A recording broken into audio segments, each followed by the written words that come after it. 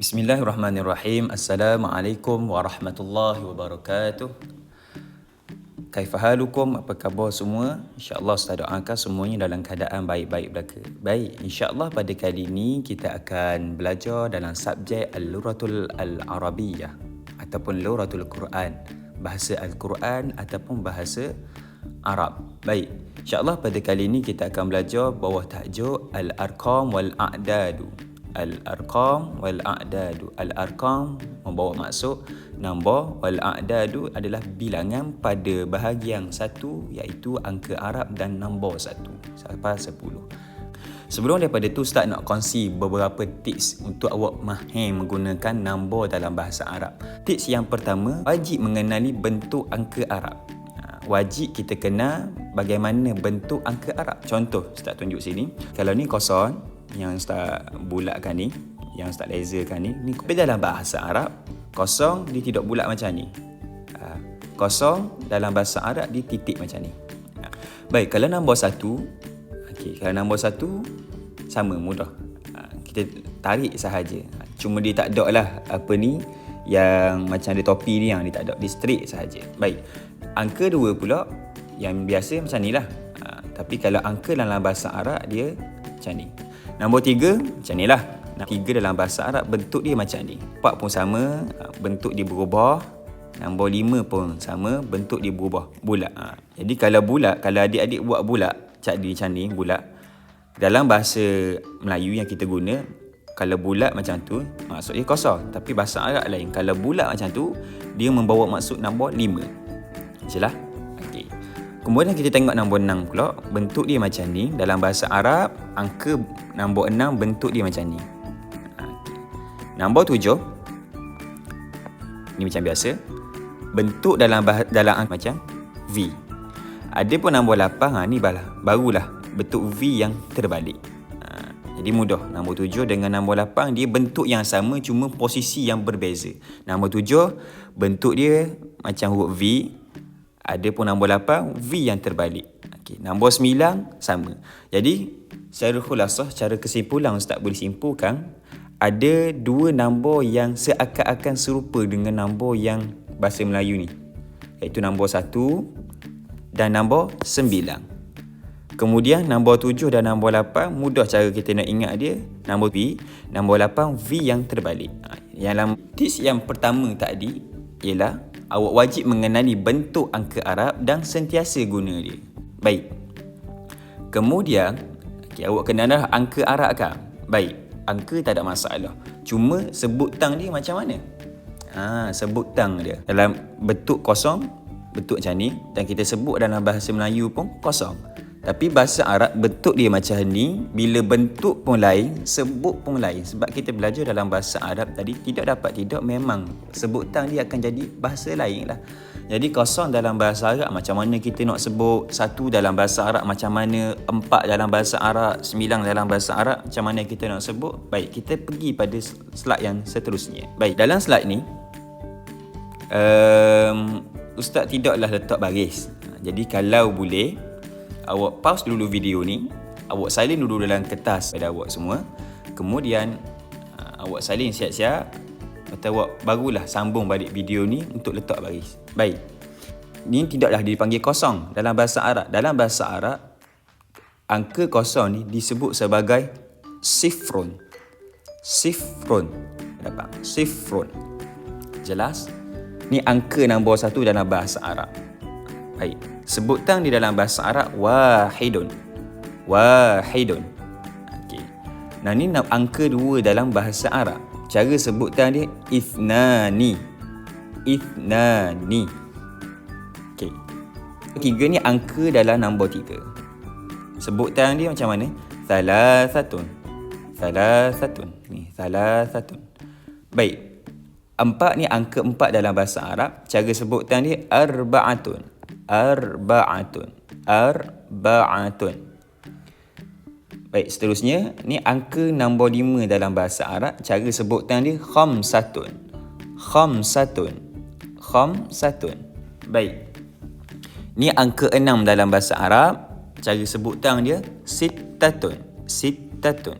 Sittatun. Baik, ni angka nombor 7 dalam bahasa Arab. Cara sebutan dia sab'atun. Sab'atun. Baik, seterusnya. Ni angka 8 dalam bahasa Arab. Cara sebutan dia thamaniyatun. Thamaniyatun. Baik, jelas? Baik, seterusnya nombor 9. Angka 9 dalam bahasa Arab. Cara sebutan dia tis'atun. Tis'atun. Baik, yang terakhir nombor 10 dalam bahasa Arab. Kenapa Ustaz tulis? Sedangkan ni bukan ni adalah pecahan gabungan daripada angka 0 dan angka 1 ni. Kenapa Ustaz tulis juga sini? Supaya awak tidak keliru. Sebab ada kawan-kawan adik-adik yang bila Ustaz suruh tulis nombor 10, dia tulis macam mana? Dia tulis betul titik dan nombor 1 ni. Tapi pada ejaan dia tulis sifrun wa wahidun. Ditulis 0 dan 1. Maka angka dia betul. Betul macam ni lah. Tulis sifrun wa wahidun. Bukan. Ni nombor sa. Nombor sa bermula daripada 0 sehingga 9. Adapun bila masuk bab 10, ni adalah tajuk puluhan. Cuma sengaja Ustaz bawa pada video kali ni selalu supaya awak nampak dulu bentuk dia macam mana dalam bahasa Arab dan macam mana cara sebutan dia. Baik, cara sebutan dia ashratun. Ashratun. Baik, yang kedua, kita akan belajar bagaimana cara penulisan angka Arab. Baik. Angka Arab ditulis dari kiri ke kanan. Kiri ke kanan. Sama sahaja dengan penulisan angka yang biasa. Macam awak tulis nombor 1, 2, 3 tu apa semua. Sekejap lagi kita akan tengok contoh macam mana. Ada pun penulisan huruf Arab ditulis daripada kanan ke kiri. Macam mana tu? Baik, tengok pada slide yang seterusnya. Baik. Angka bahasa Melayu, contoh dah. Kalau angka tunggal 1, 2, 3, 4 sehinggalah kepada 10, awak tulis daripada kiri ke kanan. Daripada kiri ke kanan. Jadi dalam bahasa Arab mudahlah. Kalau angka sa ataupun angka tunggal, awak hanya translate sahajalah. 1, 2 macam mana 2, 3 macam mana, tarik daripada atas, 3, 4 macam mana ni, 5 saya sebut tadi bulat, 6 tarik daripada sini turun, 7 V, 8 V yang terbalik, 9 bentuknya sama, 10 bila masuk nombor yang 2 bukan nombor sa, inilah yang bermula masalah. Ada kawan-kawan awak ditulis titik 1. Ada juga yang tulis 1 titik. Persoalan dia, satu teka-teki saya nak tanya, yang mana betul? Yang A ke ataupun yang B yang betul? Yang menunjukkan angka 10. Yang mana satu? A ataupun B? Cuba jawab. Baik, jawapan dia adalah B. B adalah jawapan yang tepat. Adapun A bukan jawapan yang tepat. Sebagaimana yang Ustaz sebut dalam tips tadi, nombor angka Arab ditulis daripada kiri ke kanan. Jadi kalau kita lihat daripada kiri ke kanan, contoh A, kita tengok A dulu dah. Okey, ni Ustaz padam. Contoh A tadi, jawapan A. Kita tengok 1 titik dan 0, 0, 1. Kalau kita terjemuh ni dalam bahasa Melayu, dia akan jadi apa? 0, 1. Tapi jawapan B 1, 0. Kalau kita 1, 0. Jadi yang mana yang bentuk dia angka 10? Sudah pasti nombor B. Jelah. Jadi ingat sifir ni, sapalah kiamat sekalipun. Angka Arab dan angka bahasa Melayu sama. Arah ejaan dia daripada kiri ke kanan. Kiri ke kanan. Contoh, kita buat yang lebih susah sedikit. Okey. Kita nak buat nombor 17. Macam mana nak buat? Sama. Kita cuba terjemah dulu. Ustaz bagi pilihan sama macam tadi. A dan B. A dan B. Yang mana 17 dan yang mana 71? Cuba jawab. Yang mana satu yang jawapan dia adalah 17? A ataupun B? Ingat kaedah. Daripada kiri dan ke kanan. Angka Arab dan angka bahasa Melayu adalah sama arah ejaan dia daripada kiri ke kanan. Jadi kita cuba translate. Kalau orang yang mahir dah, orang yang pandai dah, tak ada masalah dah. Dia terus nampak. Tapi kalau orang yang takut dia keliru, maka cuba translate terlebih dahulu. Tu kaedah. Baik, kita tengok jawapan A dulu. Okay, cuba kita translate. Ni nombor apa? 1. Ni nombor apa? 7.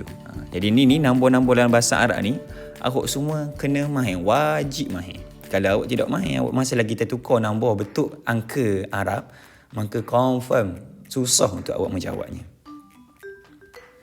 Baik, yang B. Kita cuba translate. Ni 7 dan ni 1. Jadi ni nombor apa? Ni nombor 71. Ni nombor 17. Nampak? Mudah tak? Mudah je. Baiklah, Ustaz bagi level yang tinggi sikit lagi. Cuba kalau kita buat 3 angka. 2, 3, 1. Macam biasa, Ustaz bagi pilihan jawapan A dan juga B. Yang mana yang membawa angka Arab yang bentuk dia 2, 3, 1? Yang nombor dia 2, 3, 1. Baik.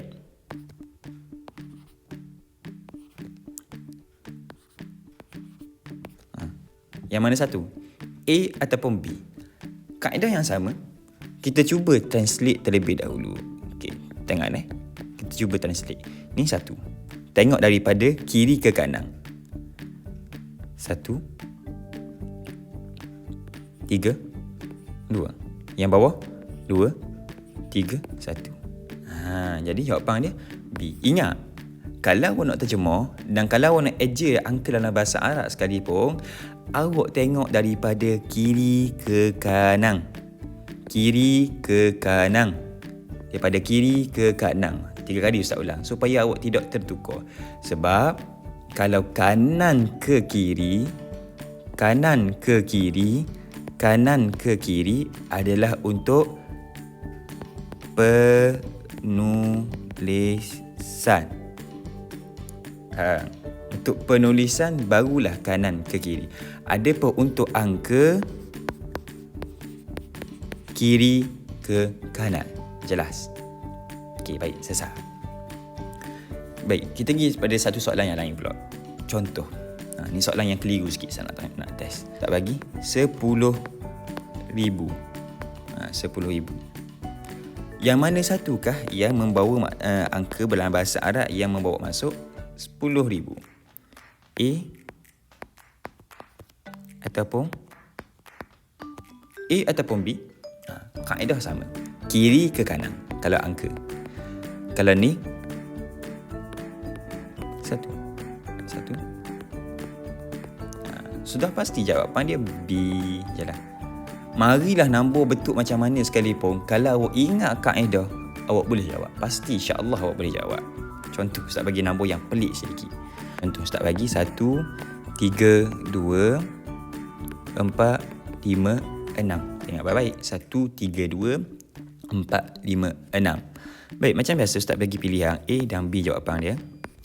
Baik, cuba tengok yang mana yang betul.